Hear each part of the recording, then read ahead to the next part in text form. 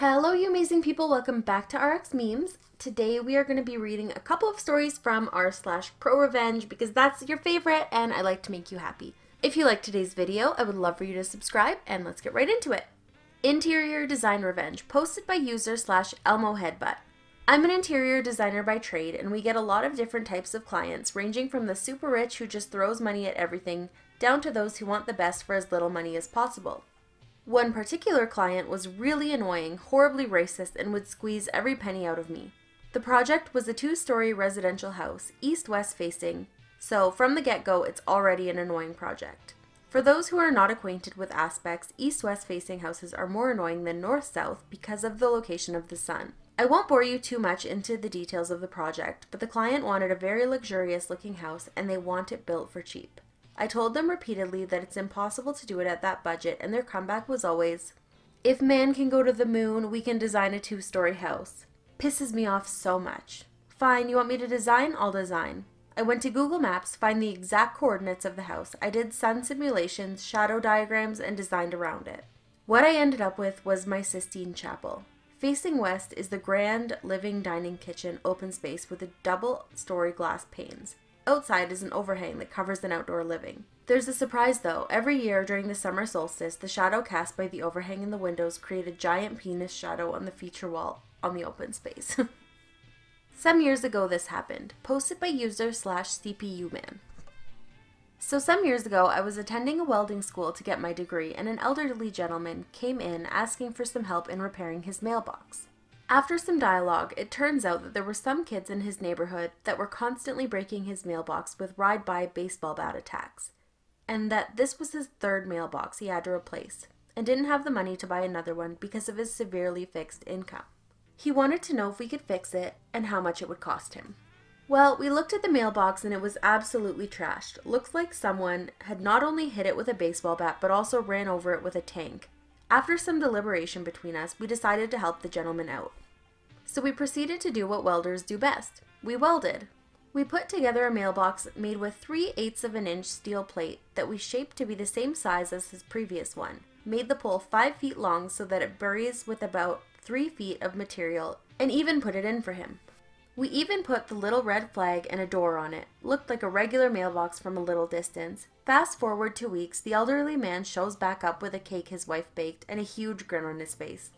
Turns out the kids that were doing the destruction showed back up, tried to break his mailbox by doing their regular drive-by, and ended up only breaking their hands and had to go to the hospital.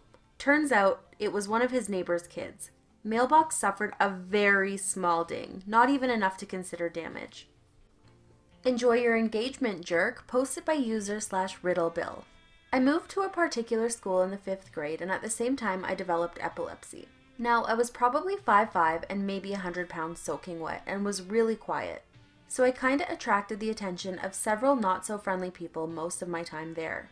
It was mostly indiscriminate, but there was one group that was particularly bad.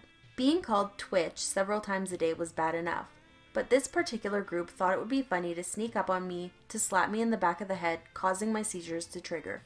The leader of this group was about a head taller than me and 50 pounds heavier, most of which was muscle. He would actually corner and hit me any chance he got, and his behavior was completely ignored, despite me reporting most instances with a bloody lip or a black eye. Now, around my freshman year, I was taken out and sent to military school. And during that time, I had a growth spurt, and due to all the exercise I got while I was there, I couldn't make it in there because of my condition, and ended up just going back to high school with everyone I couldn't stand. When I got back, I noticed how much smaller all the other kids that had bullied me looked, and they tended to stay away from me. Now, back to their leader. He really didn't approach me either, other than the occasional passing insult. Despite my growing to 6'2" and adding an extra 80 pounds of muscle, I had well enough control of my anger. Now, that doesn't mean I didn't have limits to my patience, and he managed to push it so far over the edge, I couldn't see the edge. I was standing out in front of school one day just talking to a girl. At the time, I didn't know that she was dating the jerk. Next thing I know, I'm being shoved into the ground from behind, and he storms by me to slap his girl in the face. End of patience reached. Now, when I was in military school, I was taught self-defense. I stepped in front of him while he was screaming in this girl's face while she was crying, grabbed his face, sweep his feet out from under him, and slam the back of his skull into the sidewalk. Needless to say, he didn't cross me again. Now about 5 years later, I am walking through Walmart when I hear someone yell, "Hey Twitch!" followed by a hard slap to the back of the head. I knew who it was. Don't overreact and just turn to see him there. He asked what I've been doing up until then, and things go the way they usually do when you run into someone you used to know. He tells me he is there to find an engagement ring for his girlfriend, for which I just say, "Oh." Now we were already by the jewelry counter when he saw me, so I decided to hang around to see which ring he picks, and just say, "Yeah, that's a nice one." I tell him bye and turn around to walk away, and he trips me and laughs. I just laugh back and act like I'm not annoyed. Now it took about a month for his relationship status to go to in a relationship to engaged to single. Then he gets engaged again to another girl.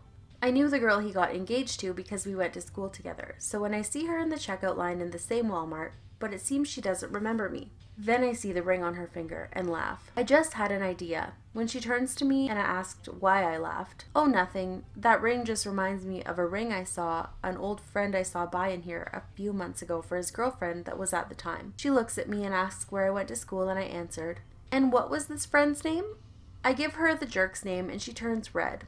I ask her why she looks upset. She says that her boyfriend said he'd got it for her at a name of a big, expensive jewelry store. I act surprised and I apologize to her for saying something I probably shouldn't have. I saw his relationship status go to single in a few days. When I saw it, I laughed hysterically for at least a minute. The last time I saw him, he was overweight, balding, and sitting on a bench outside a pharmacy. Alright everyone, that's it for today's video. If you made it this far, thank you so much. I appreciate you so much. We are on our way to 1,000 subscribers, which I can hardly believe. Again, like, it's growing so fast. Thank you so much. If you aren't subscribed, I would love to have you here. I upload every single day, and with that being said, I will see you tomorrow. Bye!